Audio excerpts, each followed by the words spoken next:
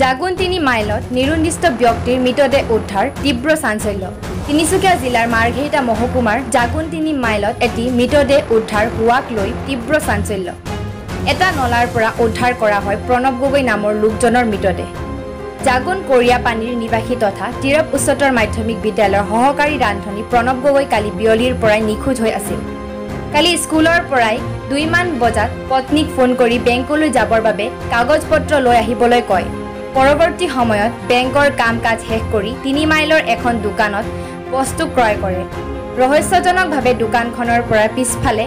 প্ৰসাৱ কৰিবলৈ যোৱাৰ পৰাই নিখোজ হয় প্ৰণৱ গগৈ কালি বিচাৰ খুচাৰ কৰে যদিও লোকজনৰ সন্ধান লাভ কৰিব পৰা নাছিল আজি সেই দোকানখনৰ পৰা প্ৰায় 100 মিটাৰ আঁতৰৰ এটা নলাত উদ্ধাৰ কৰা হয় প্ৰণৱ গগৈৰ মৃতদেহ আৰক্ষীয়ে ইতিমধ্যে মৃতদেহটো উদ্ধাৰ কৰি মৰণোত্তৰ পৰীক্ষাৰ বাবে প্ৰেৰণ কৰিছে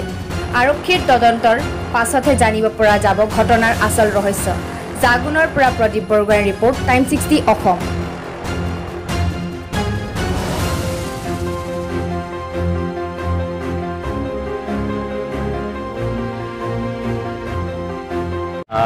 আমাৰ কৰিয়াপানী গাঁৱৰ প্ৰণৱ গগৈদেৱ যিজনে নেকি আমাৰ তিৰাপ উচ্চ মাধ্যমিক বিদ্যালয়ত তেখেতে ৰান্ধনীৰ কাম কৰিছিল ৰান্ধনী হেল্পাৰ কাম কৰিছিল তেখেত বিদ্যালয়লৈ আহি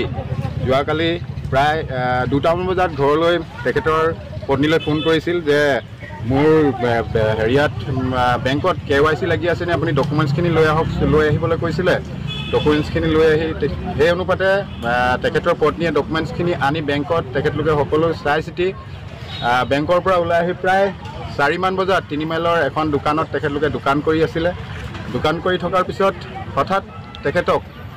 দোকানৰ পৰাই নাইকিয়া হয় তেখেতৰ দোকানৰ যি CCTV কেমেৰা আছে সেই CCTV কেমেৰাত আমি